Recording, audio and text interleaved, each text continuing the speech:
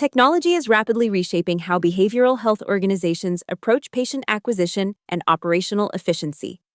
Today's episode was recorded live at the Recovery.com Marketing Summit, where Gary joined the Innovate Tech panel alongside Steve Donai, founder of Growth Sherpa, and Keegan Warrington, founder of RxMedia. Together, they explore how treatment centers can leverage automation, attribution, and AI to build scalable growth systems, while maintaining the human-centered care required in behavioral health.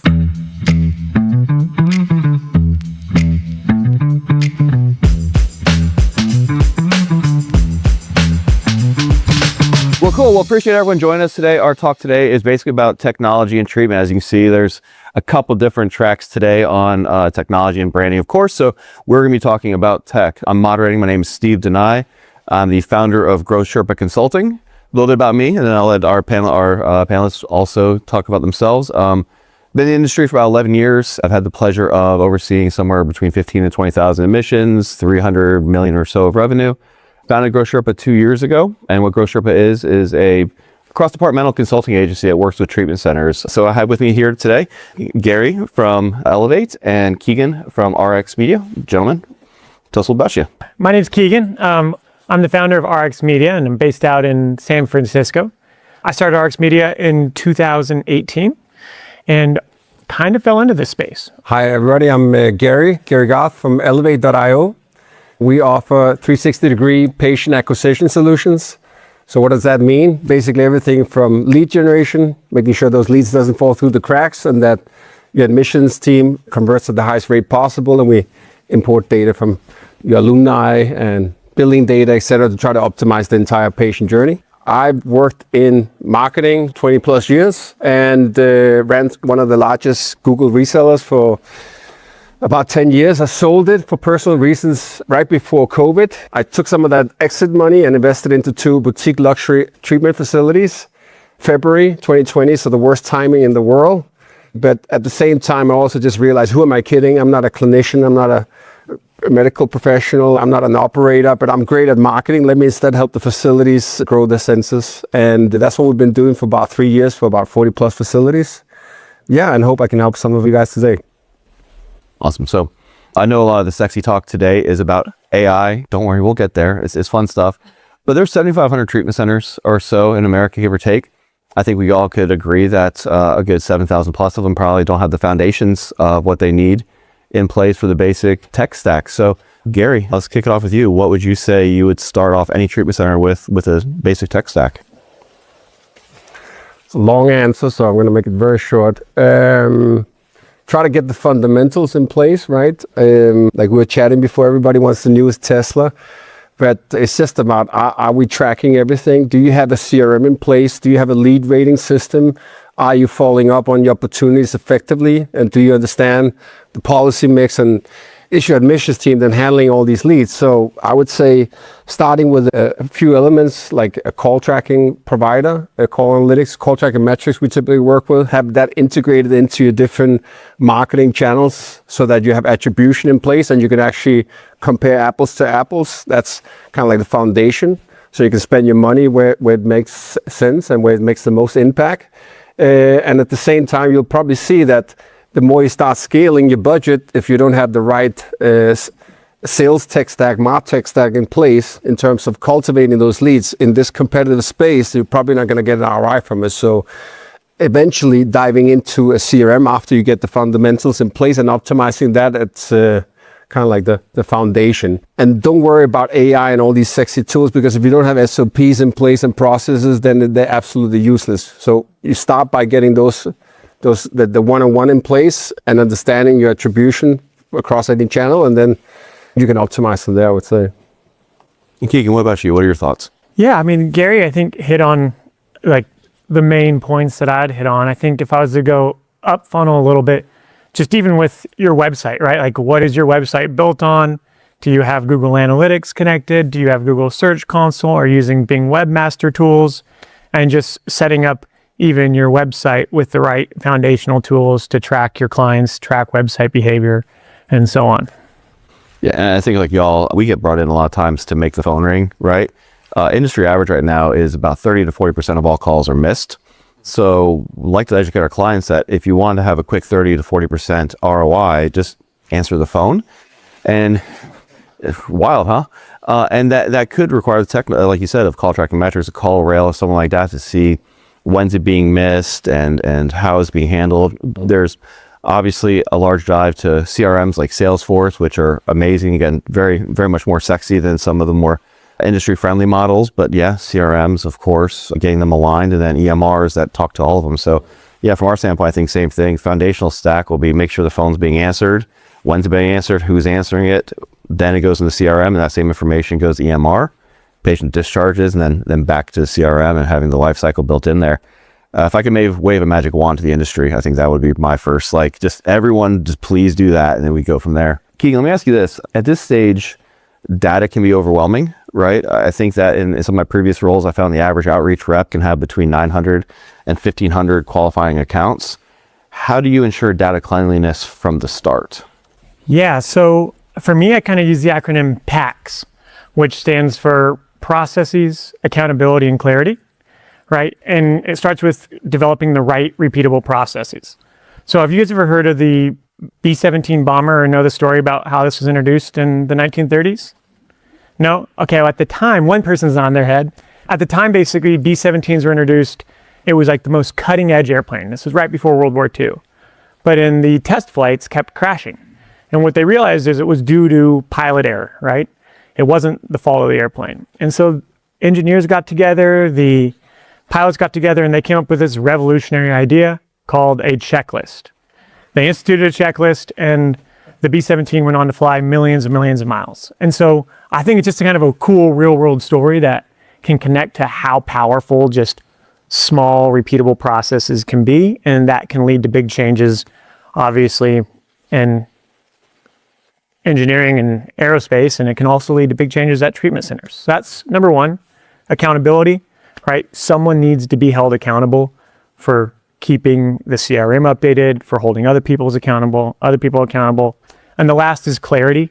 There's a lot of reports that are going on. There's a lot of data that's coming in. But to be honest, I think for most people here, just focusing on maybe 5 key dashboards or 5 key data points is really all you need to do. What would you, Gary? Any thoughts? Yeah, no, I think that's on point. When we bring on clients, we like the very first thing is integrating all data sources into dashboards, because I like to say, in God we trust, everybody else brings data, right? I don't want to sit and argue with clients if this is good or bad, or this landing page is converting, what's the industry benchmarks. If we have the data, then, it's black and white. So getting that foundation in place before you start with the more advanced stuff, that's really effective. The difficulty typically that I've seen, because we started out and everybody reached out, oh, you work with this, and can you make the phone ring, right? It's always that. But the challenge is very often the processes afterwards, when the reps is answering the phone. We have all these like spot checks. We go in and we listen to 5-10% of the calls. We have the CSM do that, and are they following a process? Did they follow it up? What did they rate it in the CRM and the lead? Because at the end of the day, we get fired if we're not driving ROI. And very often I'm just baffled. It's like, what's your insurance, right? That's almost the opening statement. I'm like, what? Like, try to go into tech or software as a service and try to have that sales approach, and you will get slaughtered, right? So a more sophisticated, structured approach to handling your admissions is really key. Like, very often another thing is like also, hey, let me get your insurance. I'm going to hang up now. Can you send me a photo of your insurance card to the text? I'm like, why are you hanging up? Like, let's collect this information over the phone. Let's try to run a soft verification, which maybe is a good segue to like understanding the prospective patient on the other line and helping them through that journey. Otherwise, they're very motivated in that point of time and reaching out, and then you're letting them go essentially, instead of helping them get to the other side and get the help they need. I'll tell you, I had a lived experience of how not to do it. Yeah. Years ago, I did a Salesforce go live for a client, and probably about 40 outreach reps, dozens of locations, and the very last day before going live, we had to assign the outreach reps to each of the accounts in there. They had 80,000 lines on an Excel spreadsheet.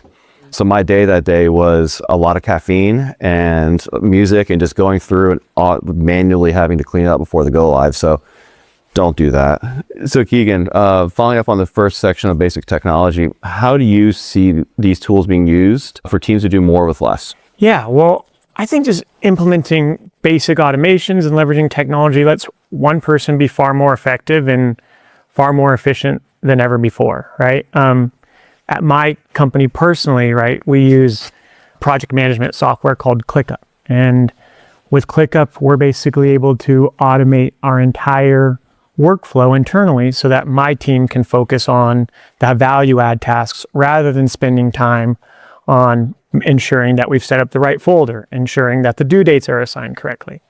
And so using tools like this just allows us to work faster, be more efficient, and spend our time in areas that I think drive a higher value to our clientele and to RxMedia as well. Awesome. So, guys, so that's phase one, foundation. I think we covered that pretty good in the 10 minutes we had for it. The next section, attribution and reporting dashboards, KPIs. Gary, which KPIs matter most to you? What dashboards are you looking to build right off the bat? Yeah, across the board, I would say like cost per lead, cost per VOB, cost per viable VOB, and cost per admin. That's really the only metrics that matter. And if I could choose one of those four, it would be cost per viable VOB, like hands down. Why is that? We did that in that test we were talking about upstairs with Sandstone and the landing page. It was basically optimizing the performance and telling Google like, okay, we want more of these kind of prospective patients. And we had like a large data set and we would just pass it back to Google and say, can you find us more of these kind of, these consumers, these prospective patients looking for treatment? Now, they know a ton of information about us all, right, that we don't know. So they have a vested interest in making sure that they are giving the right answers to the right people at the right time. So making sure that you are actually collecting all that information and then you leveraging from a patient acquisition standpoint can be extremely valuable. And then also when you're looking at, hey, should I do SEO, social media, recover.com, Google Ads, Microsoft Ads, we do a little bit of BD. What if you can compare those different channels and then you just have those 4 aligned KPIs and you're comparing the different channels. Now you can start making better decisions to say, you know, what's actually working. And if you have attribution in place, obviously there's a multi-touch point, multi-device journey. So you're going to have to look at all the different steps, but you'll start to identify that certain channels is more effective than others. Right. And Keegan? I think Gary just hit a home run with that answer. I have nothing else to add. I would do the exact same thing. Nice. I think the only thing I would add is, as far as CPA being a KPI, I think that's a frontline metric. Is probably the controversial thing that I get in trouble with a lot of clients and prospects. I don't think CPA is a good indicator for a treatment center to look at. And it's one of the first things I get asked at every single new client meeting. I'm sure you guys are saying, it's like, what's CPA for an admit? For executive teams, I really look at gross percentage of revenue and really try to tailor it to that one. So that I think would be a KPI metric for an executive leader to say, what percentage of gross revenue do you budget or attribute to spend to acquire said gross revenue? The CPA, I think you take from that and then you push down to frontline managers, say admissions directors or outreach managers, say this is your target. But for me, a KPI of a CPA is something I think we need to get away from as an industry because it's apples to oranges depending on your programs. I mean, we're talking one program now that's minimum like to stay 7 months. And I guarantee their CPA is going to look wildly different than a 5-day detox. Yeah. Keegan, how have you used reporting tools to reallocate budget or make marketing calls? Yeah. So, I have a kind of a good story for this with a detox center. This detox center did not have a lot of these foundational tools set up, like a CRM or any type of lead tracking or attribution modeling. But they were spending about $25,000 a month in Google Ads, which a lot of us here are probably like, wow, that's kind of crazy. Well, we ended up setting up their CRM through HubSpot, setting up the proper lead tracking. And what we found out was, hey, this Google Ad spend is not driving viable leads. We ended up turning off their ad spend. We did not see a drop in admits. And the client ended up saving several $100,000 a year. And then with that money, obviously he's way happier and he can do a lot with it, but they can use that money to allocate to other sources. So that's just how using a dashboard can drive a real tangible value and get buy-in really quick from clients. I like that one. We've had some similar ones where you turn off paid spend and they are scared out of their minds, but then nothing happens. Yeah. And look at this. Admissions teams, like, finally we can talk to someone for more than 5 seconds. It's amazing. It's wild how that works. Gary, what about your experiences with that? I typically take every prospect through an ROI calculator we built, because I want to make sure that they're not just like, I'm out of network California, can you hit me 10,000? As like, okay, time out, right? Just, is it realistic, and do they understand all the different metrics throughout the acquisition process? If they're not fully aware of all those metrics, and you don't know the lead conversion rate and your cost per lead, your cost per BOB, then you don't have the right data. So it really starts with that. And then I think most channels make sense if you have the right messaging, you have the right landing page structure. I mean, you're not shooting yourself in the foot, but there's always diminishing returns on any channel. I would say at some point you can't just scale Google. And I mean, I manage hundreds of millions of dollars on Google, but I'm publisher agnostic. I always say, I don't care if you spend your money in recovery or Google or Microsoft, wherever you get the biggest bang for the buck. And there is going to be diminishing returns with every channel. So it's about measuring that and understanding, when do you make those shifts. There's also seasonality. Like, I always like to say, like, you go into Q4, that's brutal from a Google Ads standpoint, right?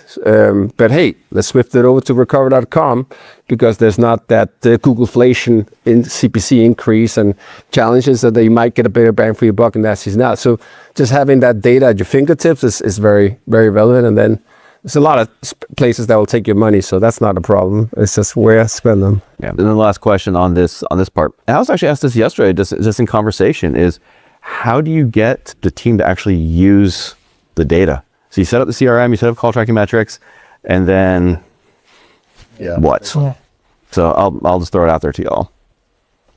Yeah, for me, it starts the top down. If leadership's not bought in, then the rest of the team's not going to be bought in. And the way you get leadership bought in is by explaining the why behind the action, right? So if you can show the why, get leadership bought in, and then also show the why to the rest of the team, I think you'll get a greater buy-in. And then if you can connect it to a dollar amount, like in that example earlier, it's going to drive really quick results in buy-in. But that'll be my short answer. Amen to that. The dollar amount, I think, for executive leadership in particular, can really see what happens.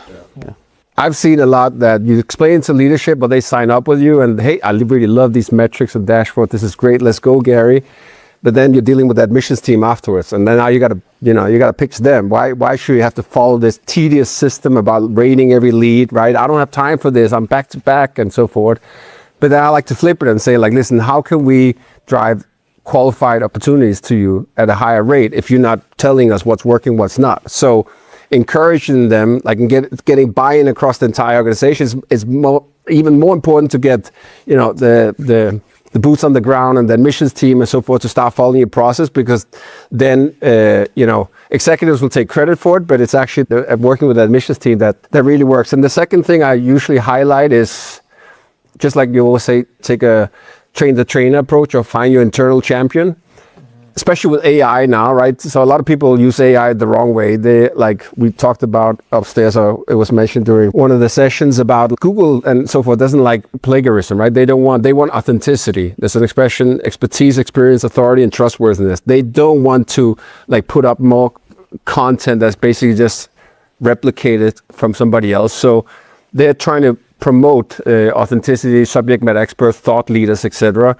So look at your content and see if your agency is just using ChatGPT and AI, and then hit down on that. But where you can use AI and ChatGPT, etc., what we do is like create, I call it internally, I call it the voice of Elevate. So like, I know our unique selling proposition. I know what are the most effective follow-up emails, text messages. How do I get people to convert at the highest rate?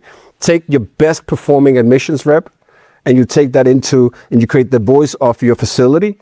And now you take that collateral, all these templated messages that is not ChatGPT, but actually you feeding it with your information, and now you leverage it across the board. That's really, really effective to convert more leads into opportunities and admits. I think the last thing I'd add on this one, from an outreach and large team perspective, is boil the frog when possible. I've done a lot of go-lives with outreach teams of 20, 30, 40 people plus, and it's really fun on our side to say, look at this cool tool we can build you. Look, and the executives get all pumped up about, let's build this awesome CRM, let's build this awesome tech tool. And then you get in front of all these people, and outreach in particular, I've always said outreach reps tend to have two types of energy, laser beams or nuclear explosions. And so there's no wrong energy. I love both of them. I definitely know which side of that train I'm on, but the nuclear explosion reps can't take all these tools and then run with it. It's overwhelming, and then they just drop the ball. They want to even mess with it. So if you can boil the frog and introduce growth in your tech stack and tools, and over time that gives them the feeling of accomplishment and little wins, they'll get buy-in and they'll start working more and more with it. Or you could just go hard like one of my bosses did earlier in my career. I was actually really bad at entering into Salesforce. And he told me, Steve, you get a salary. Part of your salary is using Salesforce. I can cut that part of your salary out. And guess who uses Salesforce now? Section 5, I really want to spend a moment on this. I think this is actually a really sweet spot for most treatment centers. We have the foundational stuff. We have the reporting stuff. The AI will come later. Automation, I think, is really an opportunity where you can leverage a lot of economies of scale with your tech tools. So campaigns, workflows. Gentlemen, this is going out for both of you guys. What's one automation in your org or clients' organizations that's made a real difference? I'll let you spearhead this one. I would go back to attribution and lead rating, and just automating that so it becomes whether if you're answering the phone, it sounds more difficult than that, but so the lead comes in and it's tagged with this marketing source and into CTM, but then the lead is imported into your CRM, and then you're updating the stage, and then you're moving it into a clinical assessment, or we have to run so that updating of the stages, making sure that that's attributed accordingly in your marketing data attribution, that's difficult, but the key. So getting that automation in place, I think that's where you start, because one of the reasons I went into this was basically like there was I learned that all these call centers and lead aggregators, they're so good at marketing, but they have now focus on patient outcomes, right? And you've got a lot of good facilities with the best intentions, and they're just not good at marketing. I said, that's an unfair advantage. But they master that, right? So I would say that's one of the most important things, because then you're driving census, and then you can expand. You will have the advantage of having better patient outcomes. You'll have great reviews. You'll have alumni referrals that's promoting your program, but you'll never get to that state unless you have the first part in place. Yeah. Building on that, for my own internal time, I kind of mentioned this earlier, but it's really a lot of automation around our internal workflows. So when a client does sign the contract and move forward, what happens internally to make sure nothing falls through the cracks.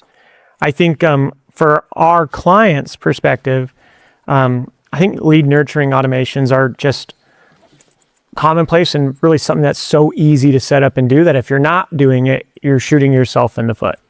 And so I think that's just a real easy one that most treatment centers and most businesses should be able to take advantage of right away. And there's two that I really dig. One I call coffee reports. So taking the KPIs reports, the important information that we discussed earlier, and sending a morning email to everyone who needs to have it at 5 a.m.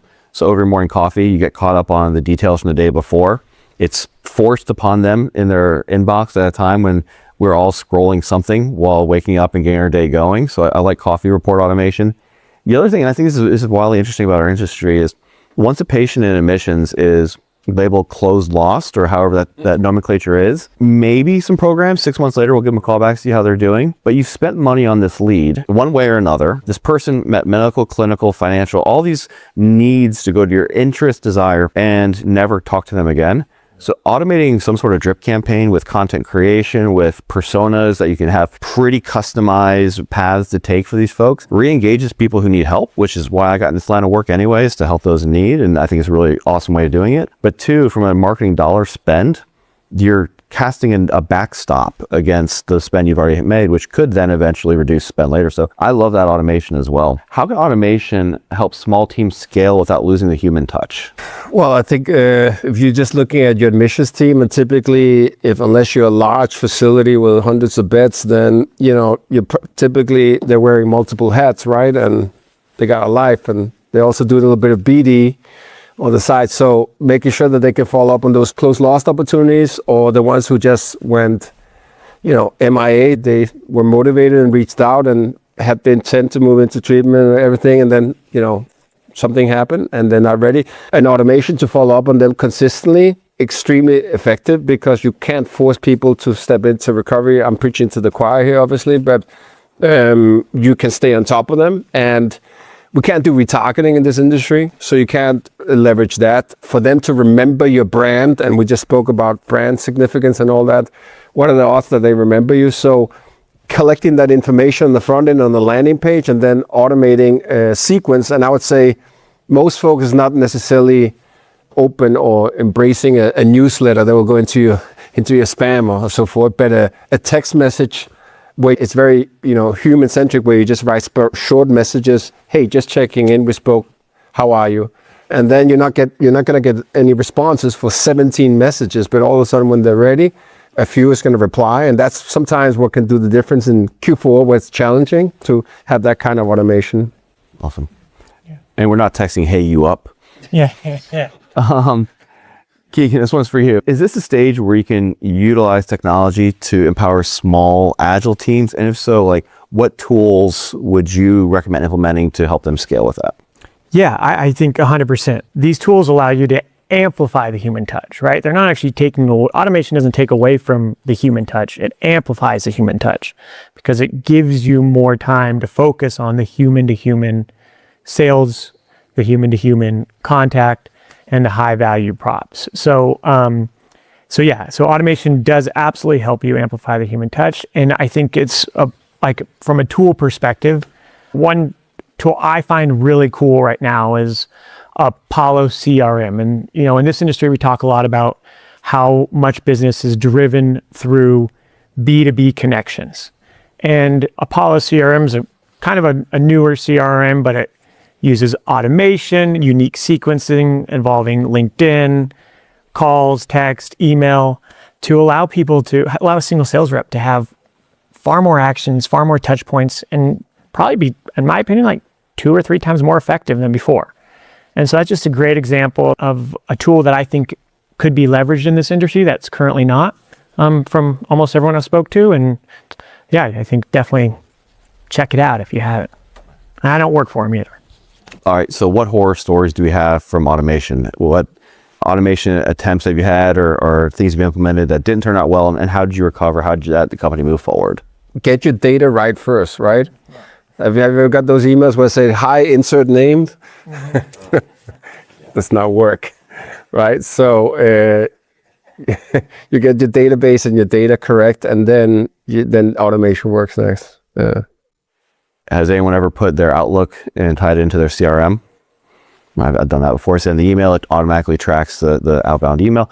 It worked great at an organization I was at, except the CEO also wanted to be part of the CRM and have his email in there, and to which all of his emails were then logged in the CRM. And it could have gotten bad. It was caught early enough, but that was automation where if you had the right privileges, you could very quickly see every email going in and out from people that shouldn't have that. So be careful as you guys are doing that. Make sure you are putting those there. And then another one, since we're talking about technology, years ago, there was a rep who had their laptop in their car and it was stolen. And they didn't have the right technology on there to block or shut down the laptop, right? So the organization had to write the letters that your information potentially could have been breached. And while they're stuffing the letters of the tens of thousands of people that were in that, 2 letters accidentally stuck together and went in the envelopes, and they then were now one off with different names, and they had to do it all over again. Right. So those are 2 horror stories that I've seen from the years, and don't want to be part of that stuff. Yeah. I guess we'll ask one more on the automation side. What's one automation that if you could wave a magic wand and put it in every treatment center, what would it be? Just one really, really simple one is just asking for reviews, right? It's easy, it's super simple, and it has 3 high value impacts, right? Number 1, it's going to help with your conversion rates. People read reviews, they pay attention to them. Number 2, it's going to help with your SEO. And number 3, you can use it in marketing across the board. So it's a really easy one that drives a lot of value. Amen. We even take it to that extent. That's on point. Probably it's clear. You can just Google how does Google Business Reviews impact local SEO, and you'll get an AI summary from Google on how important it is. we even took it to that extreme that when I wanted to open up my own facility, I created this planner. It's called the Goals, Grit, and Greatness Planner, right? And after I was like, why the heck did I do that? So I was like, let me white label these for our patients instead. And then I put the QR code. So I trained the admissions team to say, like, here's a plan. It's a 6-month plan. It's your patient discharge planner. There's also, I also call it a referral generator. So you give it to your prospective referral partners, hand it out so you're top of mind. And it's where you're practicing gratitude and setting the right intentions and establishing healthy habits. I didn't come up. I just standed on the shoulders of giants to create those healthy habits. What I saw worked. But putting that alumni or that GBP, when you then people discharge, I call it the honeymoon phase, right? Everybody's great there. That's when you hand it out, right? The planner. It's also a branding. And then you say, like, it would mean the world to me if you can just takes 2 seconds, like Clint was talking about, like, just let me send you the link right now, but you hand out the plan. It's physical. They feel it. The reciprocity, they have the obligation to, hey, I want to give you a review. And then set a KPI, right? So you say, like, I always say, like, you got to get at least 20 to 25% of your discharges as a positive review. And people will say, like, you're crazy, Gary, right? But I mean, if you put that focus and you have as an executive KPI, it will happen. The second thing I would say, if I had a magic wand, this whole reciprocal partnerships, I think it's good in many extents, but I think it's over, I don't know what the right word for it. I'd say automation on non-reciprocal partnerships, right? Most BD reps don't want to do that. We created like a BD solution, a platform built on Salesforce where we do the appointment setting. We contact EAP, psychiatrists, psychologists, drug counselors, interventionists, all these like the low end of the funnel and book meetings with them. And I would say focus on that kind of automation. How do you build a database of these folks that when they refer, it's unique, it's non-reciprocal, they're just trying to put their patient into the best levels of care. And there's nothing expected in exchange. So I would say that would be my number 2, to focus on that for the sake of the industry. Yes. And to wrap up on this, I like that idea. I also would say is if you have a strong BD presence in your growth plan, have a notification when an account goes stale. If they haven't referred in 91 days, ping the email box, have the information, automate the text. Don't let accounts that are good not get called on and get worked with in a relationship accidentally die because people got busy.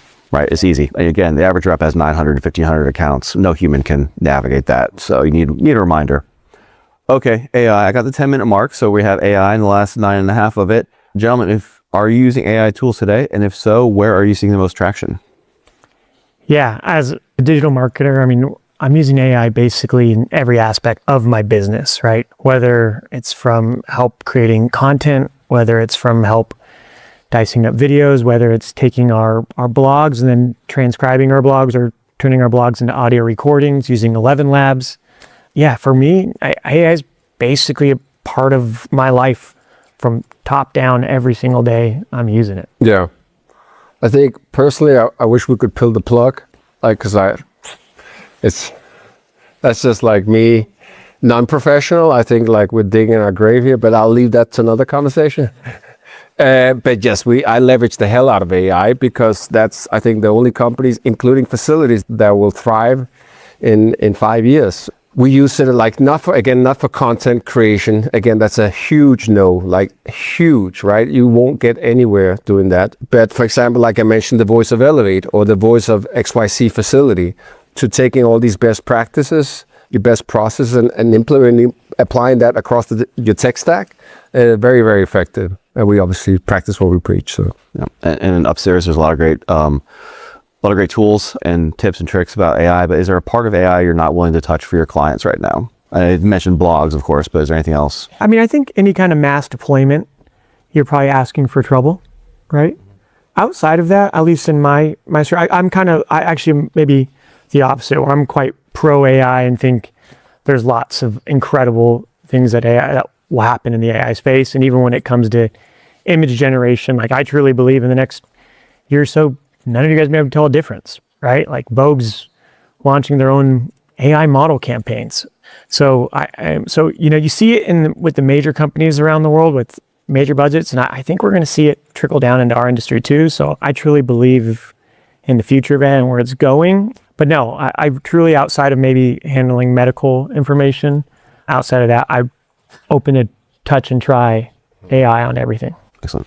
And Gary, anything else for you other than blog writing? we're testing a lot of different tools with like even the further guys have but also like I'm working with 2-3 other vendors that have like AI admissions reps, and I'm not open to that yet. I think there's too much at stake that I know AI can give the wrong advice, and you know, that's a huge risk, right? It's a person's life at stake. So like 50% of me says it's going to go that way. Embrace it, Gary, go with it. But another part of me thinks that I think people is going to value buying or purchasing or getting advice from a real person, right? It's like, okay, that's not an agenda. It's not reading me.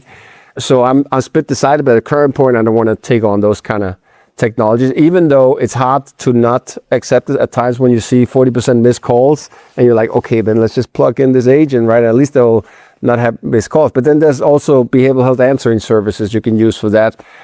They're just not always the best in the world, some of them. So that's why it's, you know, I go back and forth. But at current point, I'm not convinced that there's no risk associated with it. Yeah, I think we're in the same boat, and I think for a couple of reasons. I haven't been convinced yet about, I would call it like AI first interaction with a client tools, be it chat or call or text. But they will get there. I have no doubt they'll get there. And I'm sure that some things are really close. I just haven't seen them yet. But I don't want to be the agency that has our clients utilize one of these tools and a patient calls in at a critical moment and doesn't make another phone call, right? It doesn't make it to the next moment. And because that tool wasn't ready for that sort of severity of the calls. And I've been on these calls over the years, and you hear them, and hearing some of the things, it's hard to imagine a computer getting it now. I think we'll get there. But I don't think we're there yet as far as saying this is something that that we want to recommend to our clients.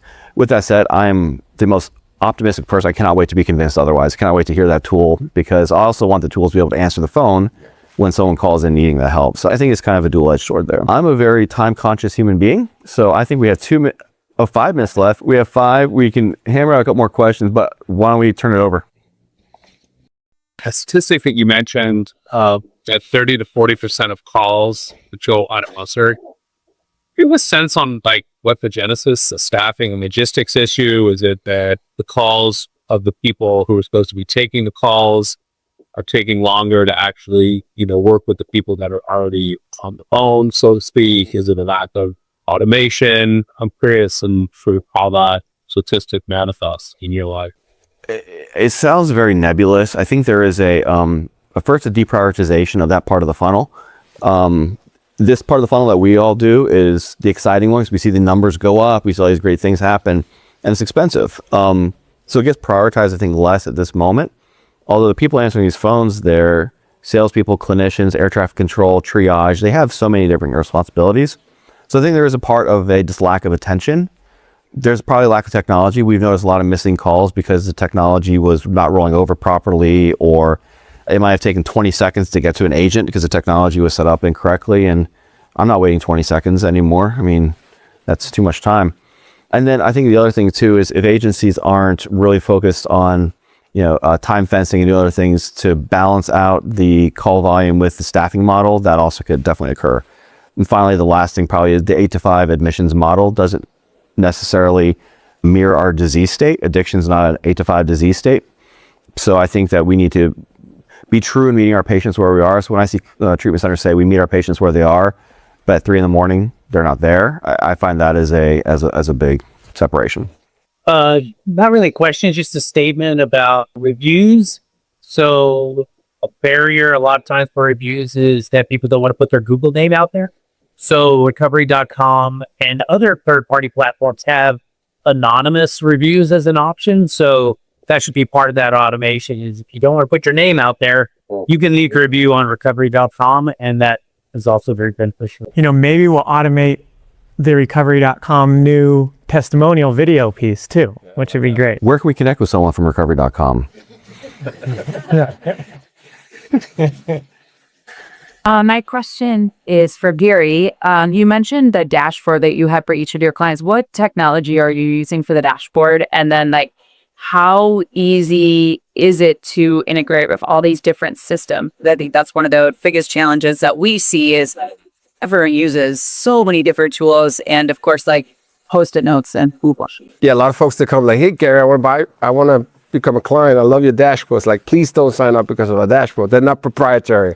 We're not a dashboard builder. You know, there's a ton of different platforms out there. My old agency, we had 5,000 advertisers, so I had a lot of purchasing power. The economies of scale I would negotiate. So, you know, there's NinjaCat, TapClicks, Tableau, Agency Analytics. There's a ton of different. They all do the same, and at the same time, it's more about integrating the right sources and then configuring the dashboards to tell the right story. Because I don't know if you can relate to that, but I've seen a lot of reports on agencies share or clients share, and this is basically like what's the most important information? There's like 100 different numbers and metrics. Like, how am I supposed to make a decision out of that? So really distilling in terms of like, what are the KPIs that matter? What are the metrics that will move the needle? And then have that in the visual representation so we can easily look at it on a phone, preferably.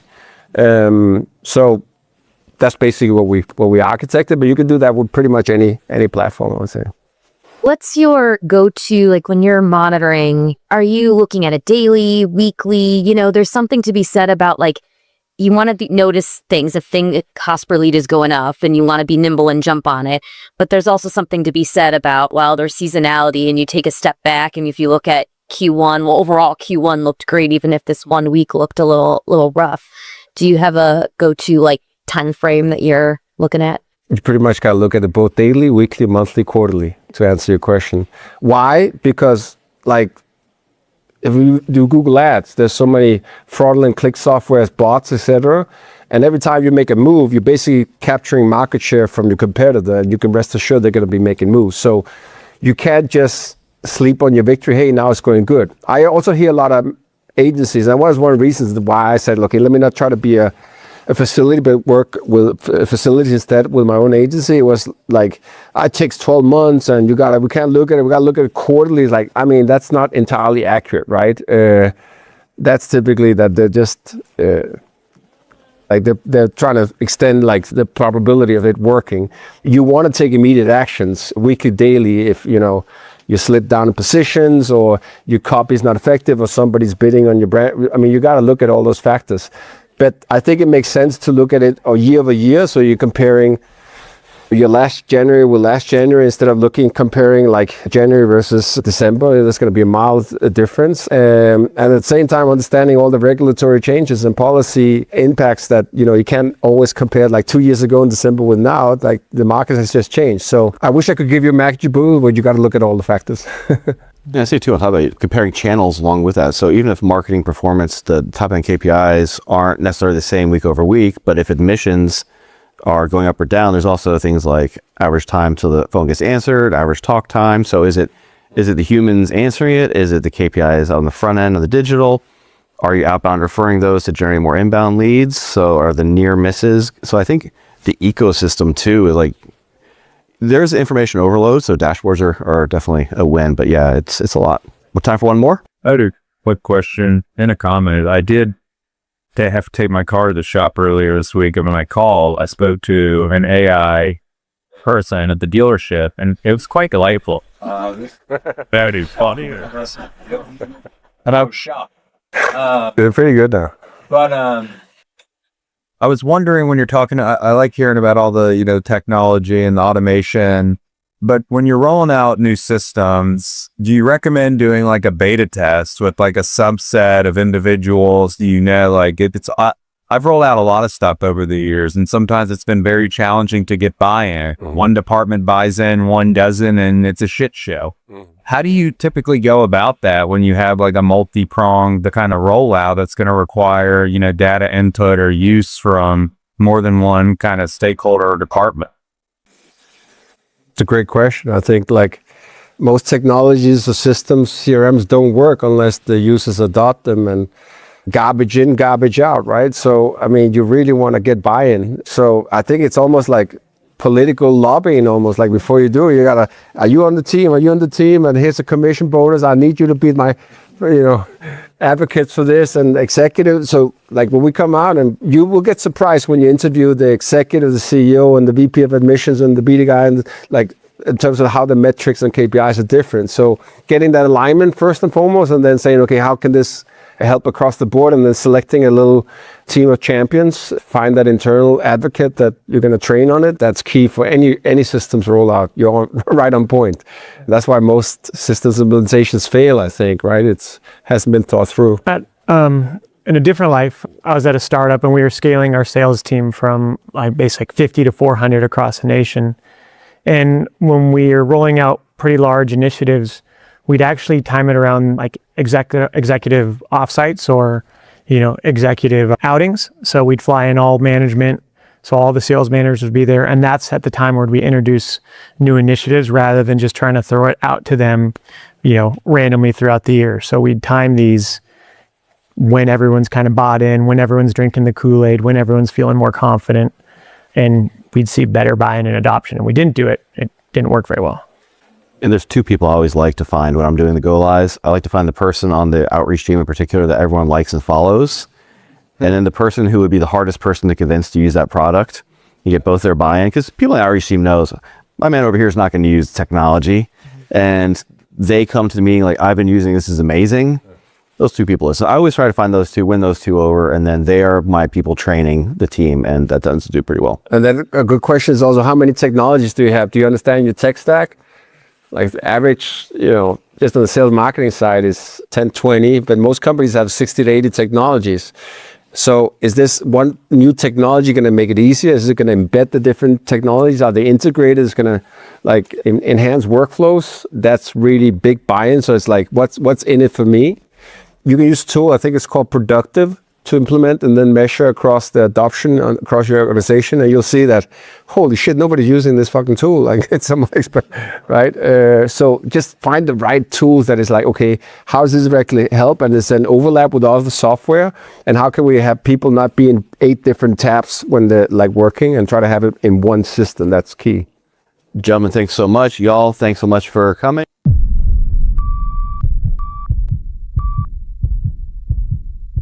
Behind every metric is a life. Let's help more people get the care they deserve. Scan the QR code.